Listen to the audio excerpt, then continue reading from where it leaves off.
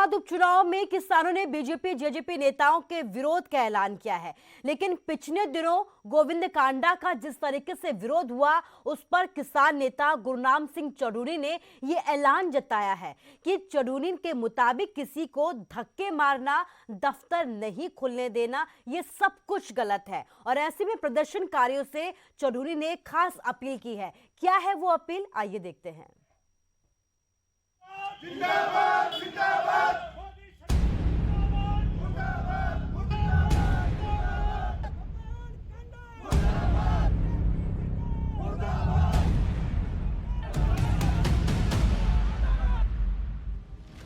ऐलनाबाद में बीजेपी की राह इतनी भी आसान नहीं है। पार्टी की टिकट पर गोविंद कांडा ऐसे वक्त में चुनाव मैदान में उतरे हैं जब किसानों ने बीजेपी और जेजेपी नेताओं का घर से निकलना दूभर कर दिया है। लेकिन पिछले दिनों गोविंद कांडा का जिस तरह से विरोध हुआ उससे किसानों पर सवाल उठ रहे हैं। सवाल है कि ये विरोध का कैसा तरीका है और खुद किसान नेता भी विरोध के इस तरीके को जायज नहीं मानते।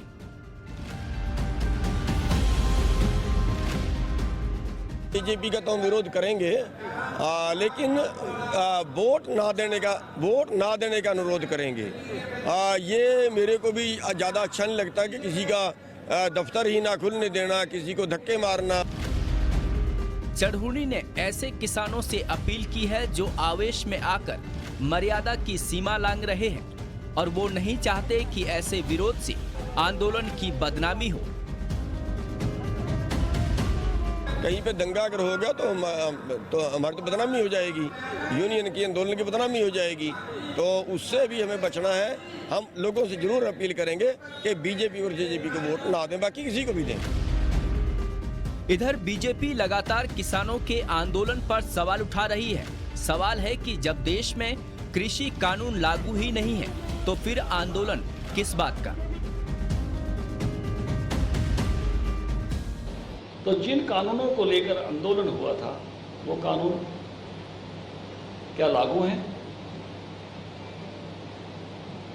कानून देश में लागू नहीं है।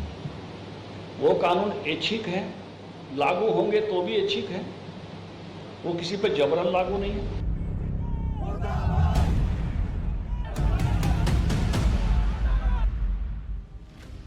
बीजेपी बेशक आंदोलन की मंशा पर सवाल उठा रही है, लेकिन किसान भी इस जिद में है कि जब तक 3 कृषि कानून रद्द नहीं किए जाते आंदोलन यूं ही चलता रहेगा।